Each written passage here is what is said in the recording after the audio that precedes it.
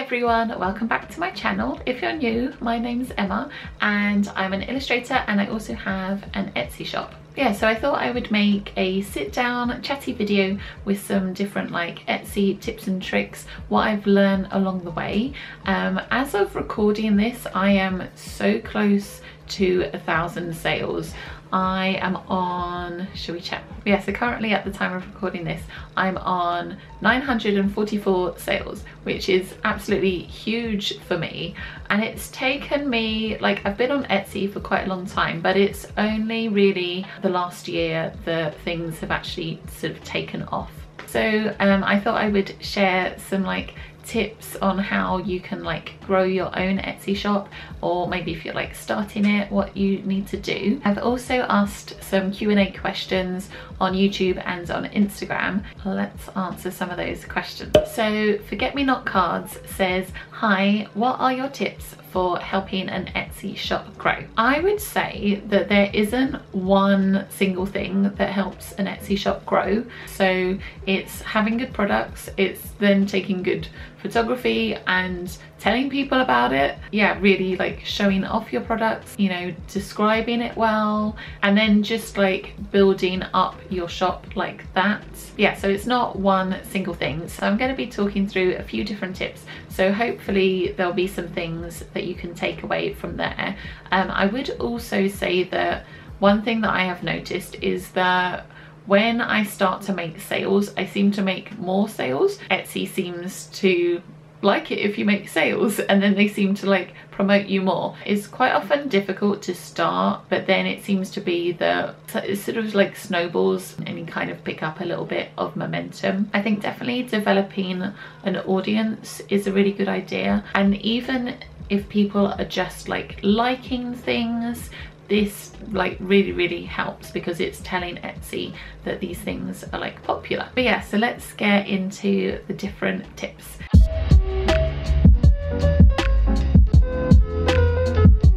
Something that I'm going to be doing different this year is I'm actually going to be doing shop launches.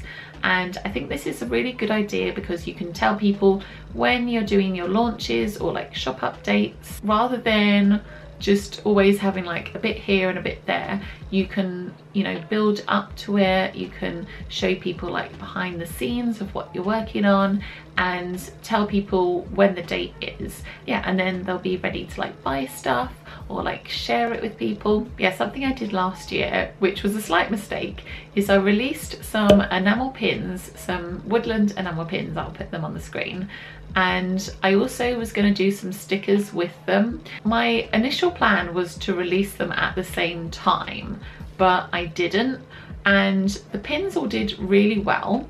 And then I released the stickers and it might have only been like a week or a couple of weeks later, but I think because people had already like just been to my shop, like I think they would have done a lot better if I'd put them both out at the same time. And actually the stickers have done well, like they did well like over the sort of holiday rush, but initially when I put them up they weren't doing very well. So yeah, something I definitely want to do this year is do different shop launches. So I'm basically going to be having 4 shop launches. I'm going to do a spring one, a summer one, basically all the seasons, like an autumn Halloween one, and then a winter Christmas one.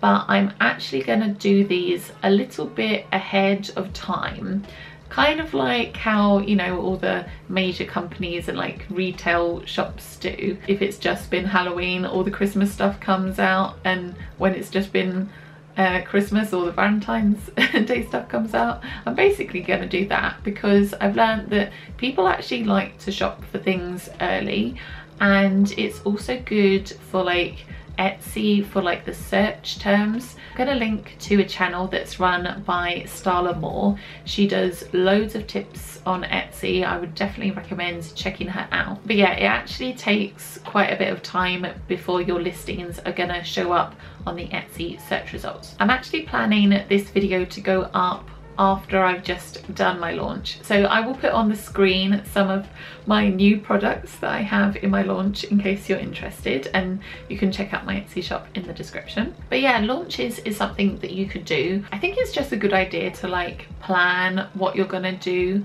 sometimes, rather than the alternative of like making stuff last minute, rushing around. I decided this year I want to be like really organized, plan everything ahead and actually get things ready, especially Christmas. Like this Christmas I want to get everything designed and ordered way in advance. But yeah, if you run an Etsy shop, you kind of have to be thinking a couple of seasons ahead of time, because you need to design the products and then you either need to make it yourself or you need to get it manufactured. So I get my enamel pins manufactured. Then you need to check all your stock, you need to photograph it, edit the photos, make the listings, do all the like social media stuff. So yeah, all of that takes a lot of time. So it's one of my biggest tips would definitely be plan in advance.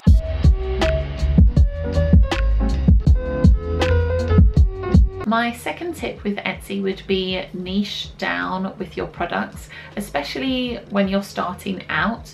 As you know, you build up your shop, you could maybe branch out into doing like different types of products. But yeah, I think to start with, especially if you're going to be sending everything out yourself, you want to have like a small range of products. I think this is good as well for when somebody goes to your shop, they know what they can get from there.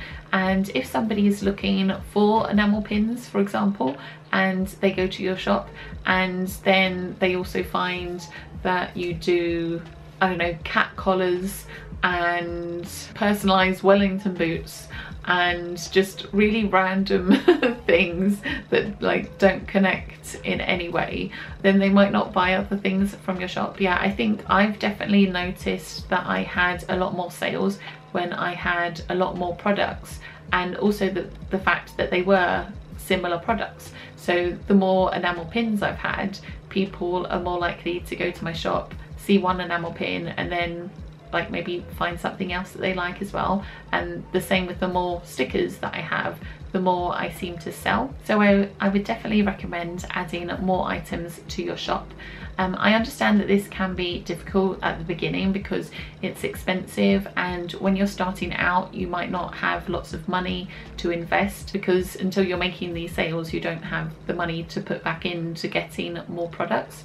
It could be a good idea to start off with quite small items, or maybe just get a small number of items as well to like test out. Yeah, you could also get your audience involved as well, and you could ask them like what colors they like, yeah, if they like a certain design before you order it.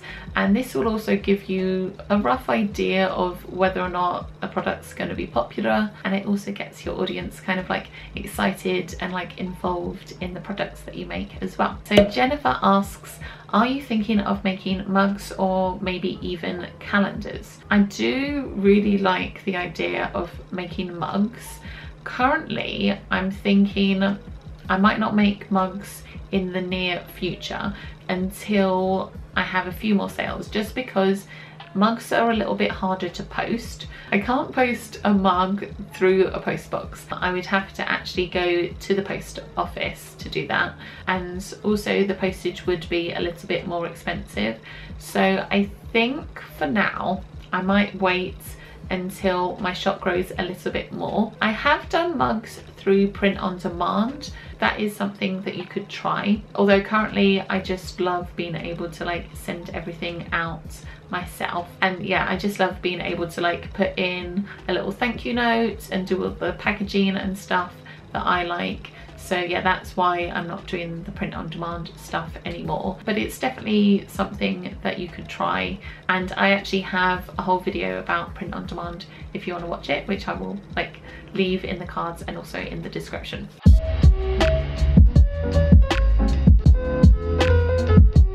So you might be wondering how to come up with ideas for your products and like what to make. So something that I like to do is being inspired by my previous ideas, and that's actually how I came up with my cat pins. And I'd actually done them digitally, and this was quite a long time ago. Yeah, then I was just like looking back at these designs. Sometimes when you make something initially, you can't see all the different like possibilities that you could use it for, and then when you're like looking back at something with fresh eyes, you can like think like, oh, that would be great as a sticker, or oh, that would be great as a pin, or like a card design, or a notebook, or a mug, or whatever it is you make.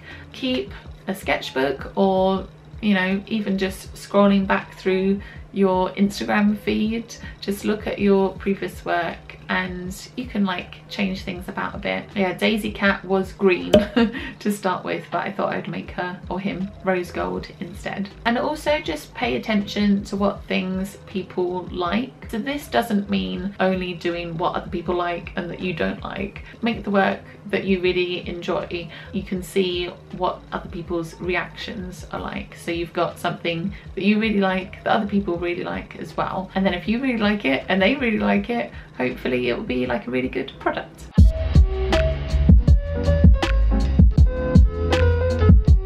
Photography can really like make or break a product. Yeah, if you take photos of your products and the lighting is really bad, photography is definitely really important. Yeah, so I'd say when you're taking photographs of your product, make sure that you can see the product really clearly. I mean, this sounds kind of obvious, but you might, you know, take a photo of something and maybe it's too zoomed out because you really want to use this other like prop in your photo, but the other prop is like way too big. So yeah, make sure that you're getting some nice close-ups and like different angles of the piece. I often like to hold the object like with the enamel pins so people can like see how big they are. I usually hold them up. You can also show your products in use, which is really useful. So for example, if you make earrings, it might be a good idea to show somebody wearing the earrings, or if you make hats, you could have somebody wearing a hat. Also bear in mind that when you're putting up your thumbnails,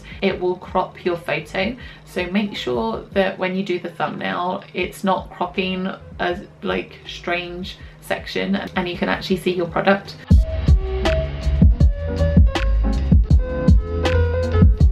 So something that I've started doing when I take my photography is also taking a few photos for Instagram as well, doing some boomerangs and other things that you can add to like your stories to let people know that these new products are coming. I also like to use there's like a countdown that you can do on Instagram. Yeah, and then people can actually click on this and it will then remind them when the shop update is. So yeah, would recommend doing that. Yeah, and once you've got your photography set up, it's definitely a good idea to like make the most of it. So yeah, take your photos and do your like Instagram stories and other like social media things. I think I might also start using this opportunity to make some more reels as well. So like have a whole photography / social media session. Speaking of social media, I had a question from Fluffy Blue Cat. I love that name, by the way. And they say, do you feel YouTube has helped your Etsy shop sales? And I would say absolutely. Like, yeah, 100%. Well, I don't know about the percentages. Yeah, I would say YouTube has definitely helped my Etsy sales. When I started showing my products more and showing me packing them and like the process behind them, I don't think that you necessarily need to have a YouTube channel, but you just need to be like promoting your work. Even though I'm on YouTube, sometimes I find it hard to share my own stuff. It's something I'm trying to get better at with like Instagram, especially like showing the same thing multiple times, because I never want to feel like I'm pestering people or like spamming people. But the reality is that people follow, you know, several different people, maybe hundreds or thousands of people they follow on like Instagram or like whatever social media platform. Sometimes people will completely miss things, and you can actually repeat yourself, without literally posting the same picture again and again. You can show it in different ways. If you've taken like a whole bunch of photos, you may as well share all these, because if people don't know that you have products out there, they're not going to be able to buy them basically. I think the other reason why having a YouTube channel has helped my Etsy is because people just know that you're a person and they get to see like how you've made the products. There's something called the know, like and trust thing. So basically if people like know you and like you, they're more likely to buy from your shop. And this is something that I find with myself as well. So when it's Christmas, or if I have like somebody's birthday coming up and I want to get them a gift, I'm way more likely to go to these people's Etsy shops or their websites to get gifts from them, just because I already know these people. Sometimes you'll see something that somebody sells, it'll be somebody's birthday, and you think, oh wait, that would be like perfect. I think definitely showing your face and your personality is a good idea. So again, you don't need to have a YouTube channel. You could show like photos of yourself on your social media. In the description, write a little bit about what you've done that day, how you made the product. So yeah, just giving people a bit more of the behind the scenes, and yeah, just a bit more like personality, so that they feel that they can relate to you more. Katie, or KTY Illustrates, said, yay, can't wait for this. My shop visits fluctuate so much, I don't know if my SEO is working or not. What are your best free tools for SEO? I feel like I'm a little bit better at SEO now than I used to be. And if you don't know, SEO basically means search engine optimization. Yeah, so on Etsy it's your titles and your keywords, which is why you will see on Etsy people will quite often have like very long titles, because they're trying to get as many keywords in as possible. So I've actually had a look at some of the keywords that I used to use and they weren't very good.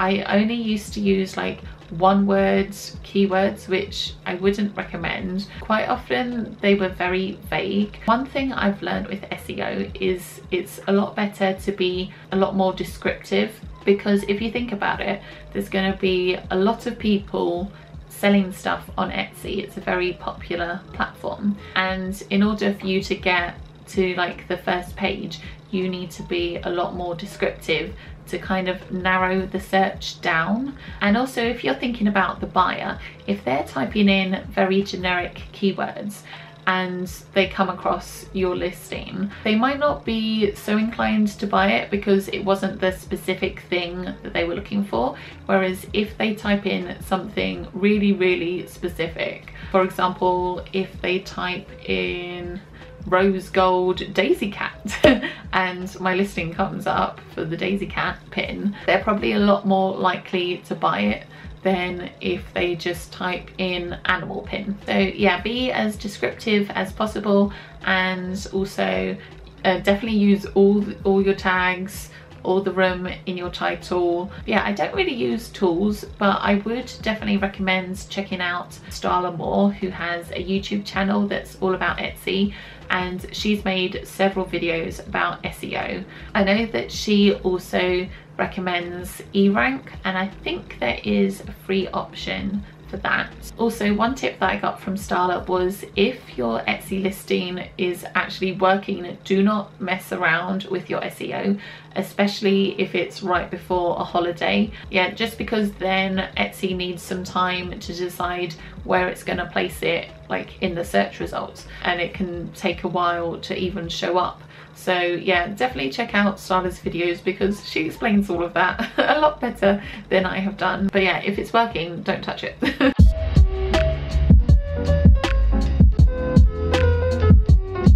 So moving on to posting and packaging. Yeah, I'd say don't worry so much about getting everything right. I know before I started my Etsy shop, I was kind of a bit worried about like sending things like abroad. International shipping just seemed really kind of scary. I didn't know what all the different terms were.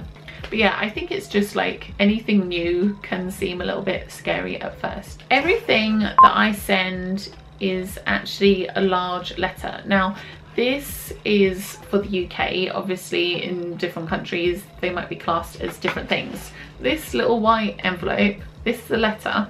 This is actually a large letter because it's actually slightly too long, which is a little bit annoying because this is actually the same price as one of these, depending on the weight. Yeah, I definitely recommend getting yourself some scales. Maybe you already have like kitchen scales or something you can use. Yeah, just have a look on Royal Mail's website to like find out how much things charge for postage. Obviously if you're not in the UK, just check out whatever postal services are available and it will probably give you a list of how much the postage costs. If you're just starting your Etsy shop, you can maybe test out packaging something and either send it to yourself or send it to a friend, and you could see how much it costs, how much it weighs, etc. These boxes are very handy. I get these from Ideal's UK packaging, but there are like so many packaging companies out there that do like very similar things, but these are great because they're letterbox sized. If you like just search for like letterbox size envelopes, so I've got them in 2 sizes. They're very handy. Other things you might like to think about with packaging is you can do like a little bit of branding with it, so you can put maybe like stamps or stickers on things on the packaging. But yeah, so I have got this really cute cat stamp, if I do say so myself. I always package my things with a thank you postcard, and I like to put in a little freebie as well, which is usually like a little extra sticker or something. I've also got my custom tissue paper. These are all little touches that you can add. It's just something to make the customer happy when they open it. It can also, yeah, add that branding or just, yeah, a little bit of your like personality.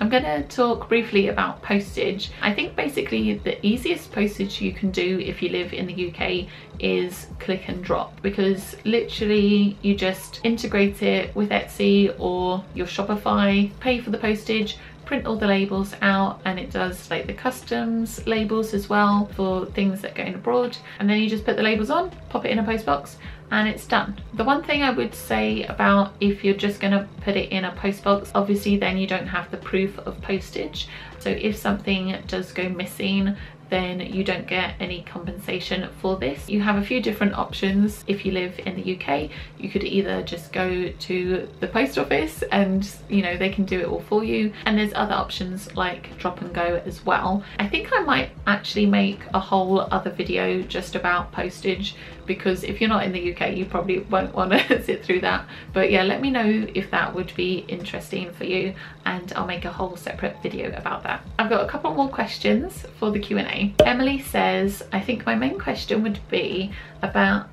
more about the mental challenge, being overwhelmed, and how you handle knowing you have X number of orders to do. I feel like I have the motivation, but anxiety sometimes takes over. Okay, so I can definitely relate to feeling overwhelmed sometimes. Something that helps me stop feeling overwhelmed, whatever it is having a plan. Just feeling a bit more organized kind of stops that. So in order to like handle the orders, you could set aside some days that are going to be your packing days. So usually I like to pack on Tuesdays and Thursdays. This might change around, but yeah, I think it helps me having this time set aside. And you might not have like certain days, maybe it will be in the morning or the evenings that you set aside. You could also change your dispatch time on Etsy, so you don't necessarily have to say that you're gonna fulfill orders within like 1 or 2 days. You could take a little bit longer. Yeah, and then if you give yourself a little bit extra time, then you know that you've got that. And it's also kind of like managing people's expectations. Another thing that I find helps is printing out the packing slips. So what I will usually do is I will print out all the packing slips. I will then move these orders into the bar that says in progress. Yeah, so I know these ones have been done. And then I will use the packing slip to tick off what's different products are going in. I'll also make sure that I have a look at the quantity, because sometimes somebody might have ordered more than one of something and I don't want to miss that. Yeah, so I think definitely having like these systems in place helps me feel less overwhelmed. But yeah, also I think people have a different view of Etsy shops. So I think most people don't expect to get things really quickly from Etsy, because generally people are making things by hand. Sometimes they're made to order, or you know, they know that it's run by like a one-person business or very small business, and people are going to Etsy to get something that is like one of a kind or like artisan, rather than going to like a big company that can get things out within like one day. I think the other thing I'd say is that you should just have a go at it, because my Etsy shop has taken a little while to like get off the ground, but in some ways that's good, because if you only have a few sales at the beginning, it gets you used to like packaging things up. I think it is quite rare to open an Etsy shop and have hundreds and hundreds of sales like to start with. I think just start and have a go at it.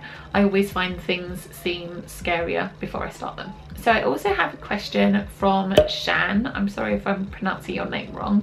So they say, I'm curious, why did you settle on Etsy instead of a platform like Shopify? Yeah, I think if your audience is fairly small, it's a good idea to start on Etsy rather than having your own shop, because you can obviously get sales like through the search results. I'm curious as to what my split is at the moment. What does it say? Should we have a look? I feel like a lot of my orders do actually come from YouTube and Instagram, especially because sometimes people will write me like lovely little comments and they'll say like, oh, I found you through your YouTube videos or through Instagram. But I'm just having a look at the stats at the moment, and it says Etsy brought 69% of my visits, and I don't use ads, by the way. I haven't tried ads at all. And it says that I brought 31%. Oh wow. So apparently my Etsy search increased this is a stupid number. It increased 1,608% more than the same time last year. So yeah, basically my search results are doing a lot better than this time last year. And I should say that I'm actually filming this in December. Yeah, that's crazy. Yeah, so I think a huge benefit of having Etsy is obviously that people can discover your work. I think if you're lucky enough to have a huge audience, then it might be a good idea to have your own website. I know sometimes people have both, and maybe that's something that I will do in the future. Maybe I'll have my own like shop on my website, although obviously there are like extra costs for that as well. I know sometimes people just want to do things through their website, so they're not paying all the extra like Etsy fees and things like that. So I think those are all my Etsy tips. Do let me know if you have any questions and I'll do my best to answer them. But yeah, I hope you enjoyed this video. The next video is going to be another studio vlog. So yeah, if you liked this, don't forget to subscribe and hit the notification bell, and I will see you in my next video next Wednesday. I'm sending you lots of love. I hope you've had a wonderful day and a wonderful week, and I will see you in my next video. Okay, bye. Oh my god. Trying to get a good thumbnail. Is this a good thumbnail? I don't know. That's really shiny. I bet my tea is cold by now. It is cold. When you change your SEO, this, I want to say this nicely and concisely and not waffly. It's not going well. Why did you settle on Etsy instead of a platform like Spotify? Not Spotify, Shopify. Oh, the battery is flashing at me. Right. Okay, I'll say it one more time. Yeah, and then like finish your sentence, Emma. Thank you for coming. I know that you're trying to do anything to make me smile.